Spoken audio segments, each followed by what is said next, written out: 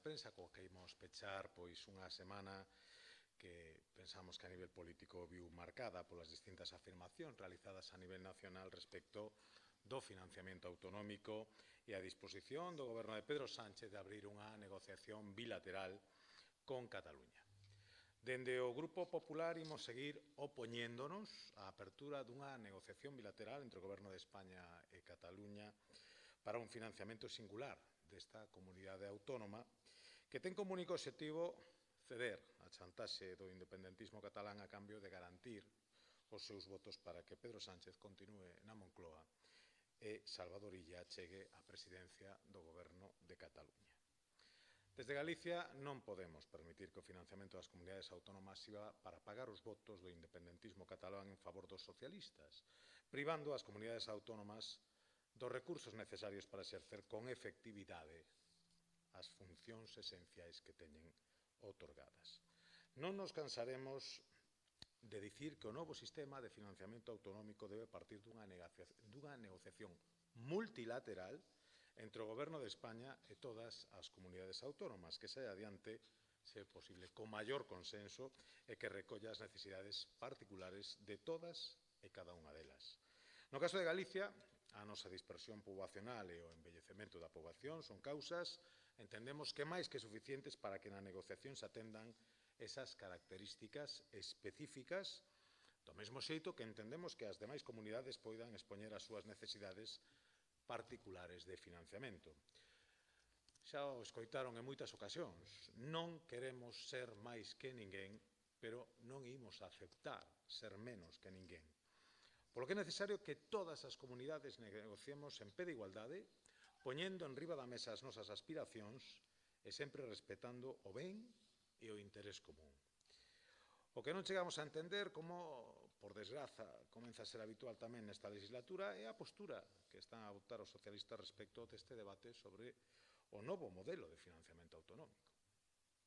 Son capaces de decir en Madrid unha cousa e en Galicia exactamente a contraria. O mesmo día que Pedro Sánchez confirma no Congreso que Cataluña vai gozar dun financiamento singular, o secretario xeral dos socialistas galegos nega públicamente que o Goberno central plantexe un financiamento a dous con Cataluña.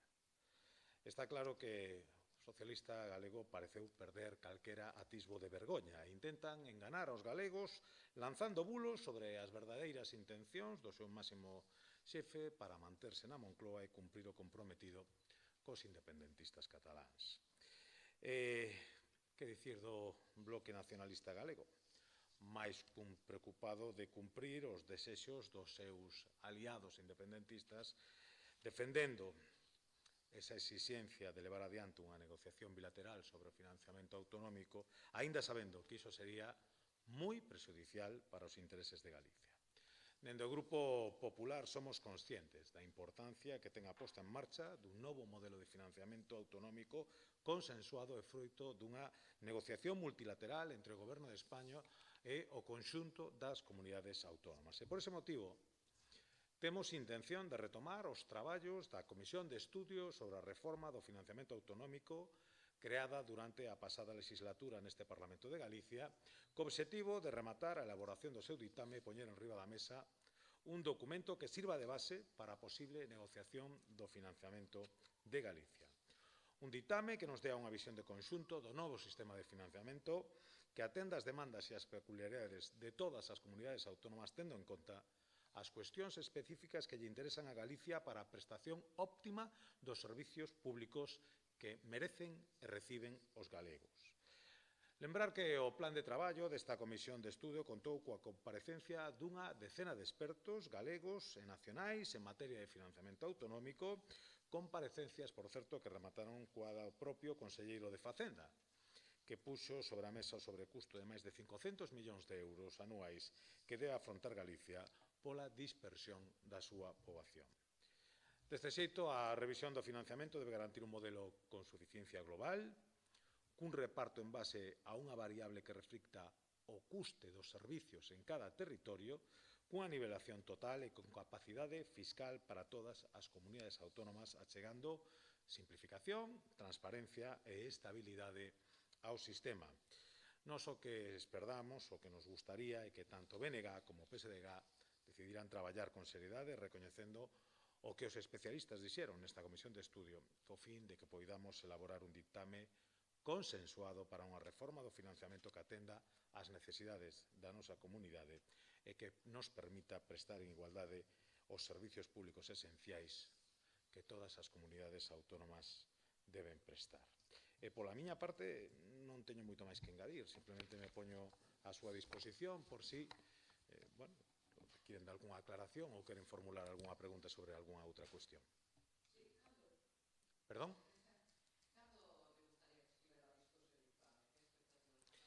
Bueno, estamos a punto de rematar este período de sesións, con o cual creemos que o razonable é que se aceleren os traballos. Nos non vamos a poñer unha data tope, non creo que sexa a maneira adecuada de intentar alcanzar un consenso, pero, dende logo, debería ser nun plazo bastante breve, porque non tería moito sentido que chegase o dictame despois de pechada o acordo de financiación. Por lo tanto, ten que ser no plazo máis curto posible.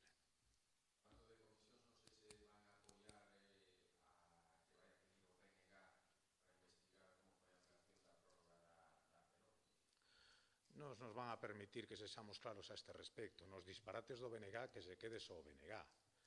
É un absoluto dislate que se propoña unha comisión de investigación no Parlamento de Galicia sobre unha vía que ten carácter a día de hoxe exclusivamente estatal, sobre a ampliación desa vía tomada por unha decisión dun goberno estatal e que ademais está sendo sometida a investigación e a estudio por parte das autoridades europeas.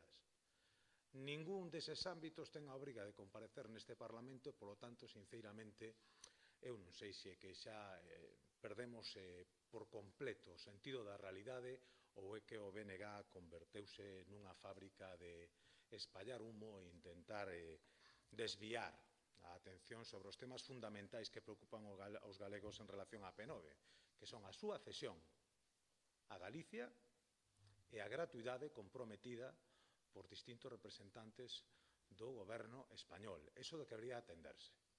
Eu entendo que o BNG está moi interesado en que non se fale do desprecio que lle mostrou nos últimos días o ministro de España, tirando por terra todos os compromisos que o BNG lle vendeu aos galegos como xa acadados, pero, creo que hasta en momentos de desesperación ten que haber un límite ao ridículo. E, sinceramente, a proposta desa comisión é simplemente absurda no contexto do Parlamento de Galicia.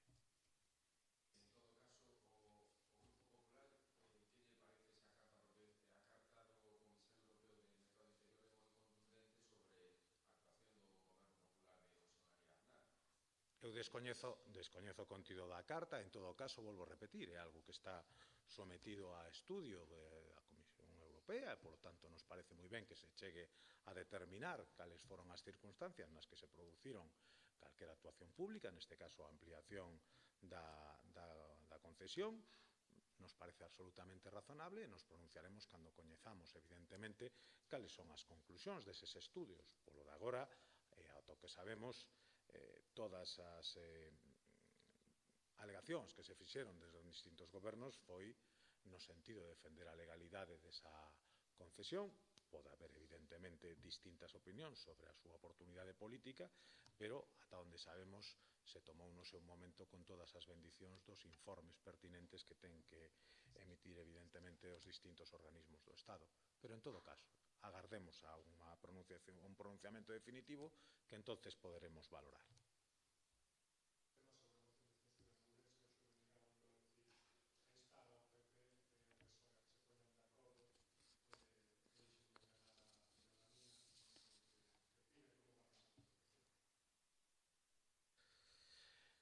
Eu lamento moitísimo, de verdad, o paripé que lle están facendo vivir aos veciños de Ourense tanto PSDG como BNG.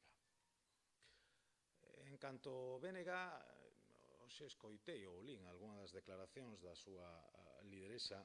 Hai unha que me chamou especialmente a atención, debo dicilo, porque creo que decía que non iba a participar non ia asistir o BNG a ningunha reunión mentras non se alcanzase un acordo. Non sei como pensan alcanzar un acordo sen asistir a reunións. é un novidoso modelo nacionalista de alcanzar consensos e chegar a acordos.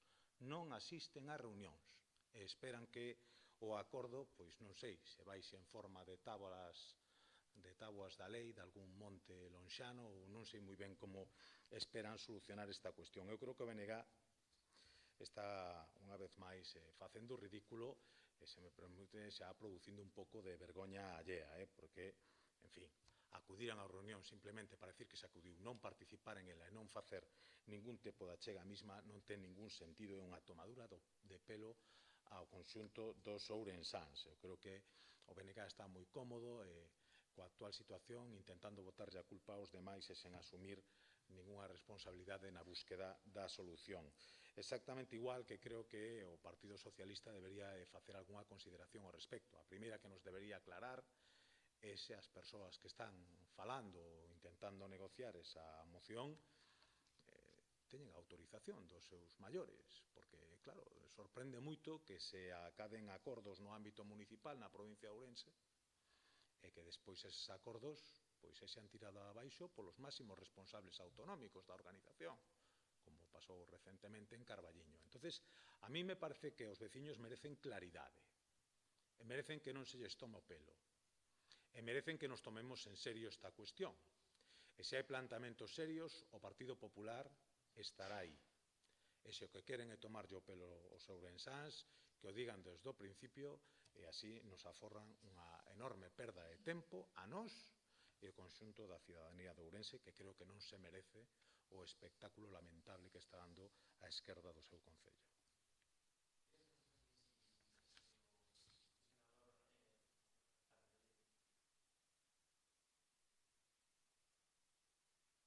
Non, creo que o señor Baltar ten que esperar, evidentemente, a pois ver cal é o resultado do proceso que neste momento está aberto e en función deso tamén nos podemos promocionar. Eu creo que, en fin, non se está acusando ao señor Baltar de ningunha irregularidade en relación á súa condición de cargo público, senón a unha cuestión estrictamente no ámbito das súas responsabilidades privadas e, polo tanto, pois, cando se depuren esas responsabilidades, se tomarán as decisións oportunas, mentres me parece que todo sería moi precipitado. Cando saibamos efectivamente cal é o resultado de todo este proceso, que, volvo a repetir, non ten nada que ver coa xestión dos intereses públicos.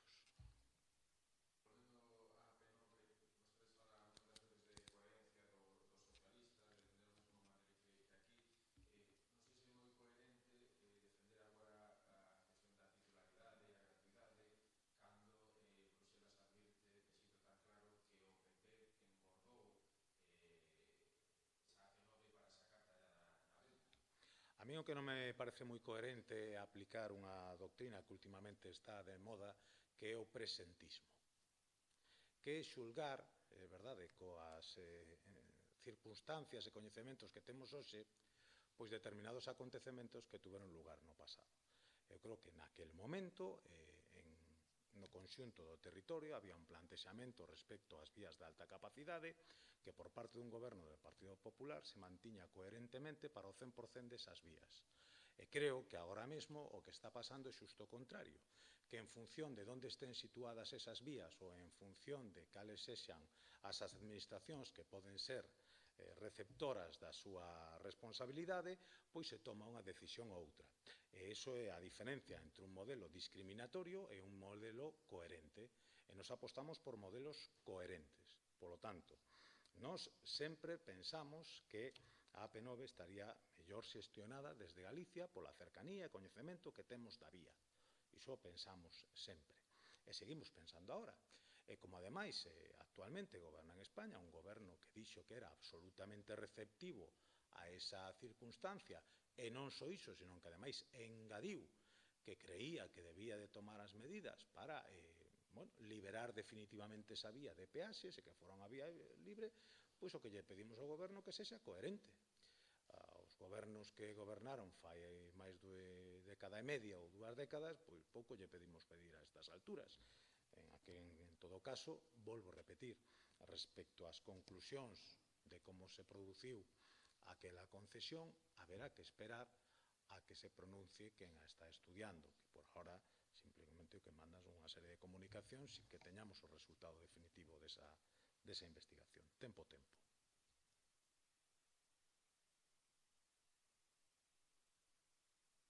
Algunha cousa máis?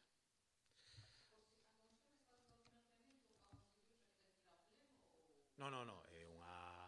Non, é como calquera outra, se solicita a súa constitución, se retomaría, ten que ser constituída porque efectivamente, como todas as comisións de estudio, decae unha vez que se disolve o Parlamento, como aconteceu, pero a partir de aí se produce unha conformación e unha constitución normalizada, e creo que o podemos facer nun plazo relativamente curto, sobre todo se hai un acordo por parte de todos os grupos que simplificaría moito as cuestións.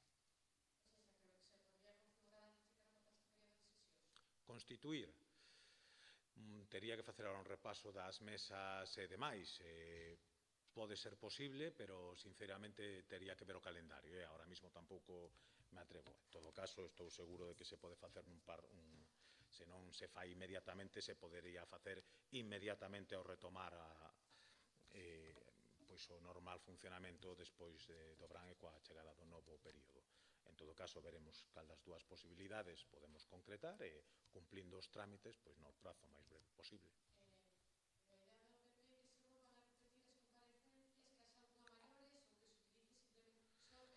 Eu creo que por aquí pasaron expertos de distintos ámbitos, de distintas ideoloxías, cunhas coincidencias, por certo, respecto do modelo bastante amplias que deberían de facilitar a cadar un consenso.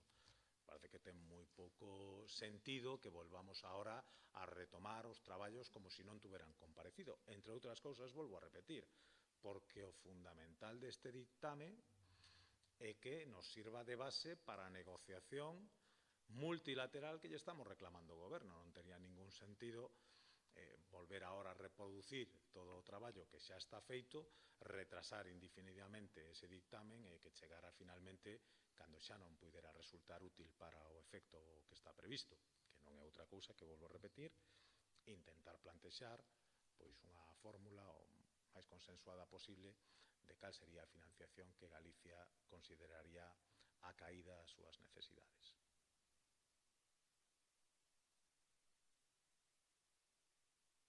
Pois se non hai máis, moitísimas gracias e nos viramos para a semana que ven no pleno.